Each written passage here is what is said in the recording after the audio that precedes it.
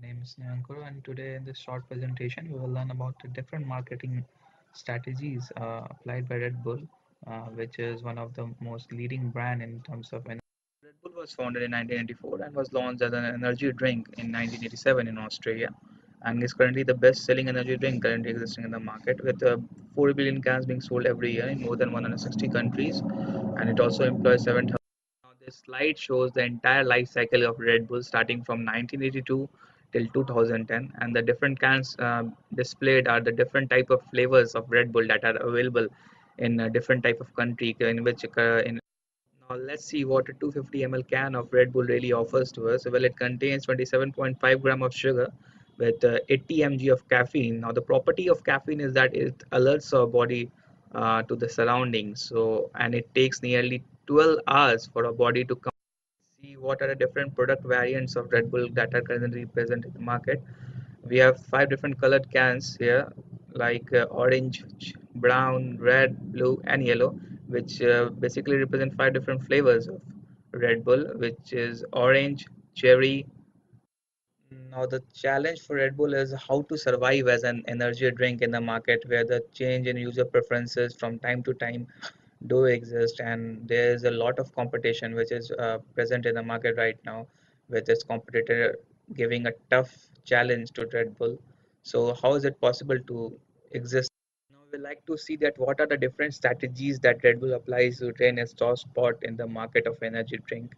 What are the different strategies that really Red Bull applies, whether it is social media marketing, content marketing, or whether it's really the digital marketing. Now we will see how Red Bull uses the four P's of marketing, which are price, product, promotion, and place in its marketing strategy. Or in other words, you can say how Red Bull uses the marketing and promotion mix to now we all know that Red Bull manufactures energy drink, but for whom? Who are the real consumers of that drink? Basically, it's the males and females which are lie in the age of 16 to 29, which are the real focus of Red Bull, which we can say are the real target audience for Red Bull. From now, Red Bull is known for its anti-marketing strategy, according to which it says that it will not use media at initial levels. Rather, it will use events which includes rock concerts, some hike scenes. As I mentioned earlier, that Red Bull uses events to market its products or to ground its product at initial levels. And these events include some extreme breathtaking sport events, some Red Bull asks its consumers, basically the young generation, to be unique, original, as well as rebellious. And to market this concept or theory, it uses its events, which include Red Bull Flip Tag, Red Bull Air Race, and Red Bull Rampage, which asks the young generation to do something beyond the scope. One of the marketing strategies that Red Bull really applies is the use of its taglines. And one of the very famous taglines of Red Bull says that Red Bull gives you wings, and it's very much showcased in many of the videos of Red Bull in the YouTube. Now, in this slide, we rank the companies on the basis of YouTube video views, and we can see that Red Bull has emerged as a clear winner with around 3 million of views, and its competitor Pepsi lying much behind with 650,000 of video views. In this slide, we will try to analyze the market share with the help of a pie chart, and we can see that Red Bull has again swiped the market with 41% of the market share, with Monster lying just behind with 31% of the share.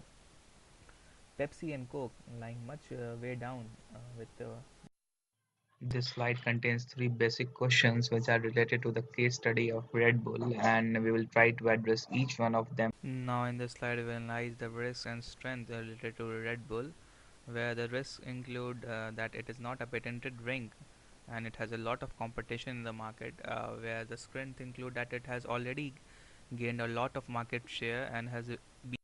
Now let's analyze the pros and cons of Red Bull marketing strategy. Whereas the pros include that it has a very clear objective and a target market, a very clear message for the youth, a very successful market anti-marketing strategy, and a very good hold on market share. Whereas the cons include that it has a very tough competition from its competitors, it is quite expensive. Now the question here is, where should Red Bull draw the line between novelty and risk? I would suggest that Red Bull should be careful while sponsoring some dangerous events or sports because a single minor accident could even defame the image of the brand and the company could be perceived. Now let's summarize what we have covered in the presentation till now. We started with the history of Red Bull, moved towards the different marketing strategies that are applied by Red Bull, including its anti-marketing strategy, the different type of sports it's sponsored, and finally answer the three different questions related to the case. By this, we come to the end of the presentation. These slides were created by me, Sneh Ankur from NIT Agartala, during a marketing internship under Professor Marthur from IIM Lucknow.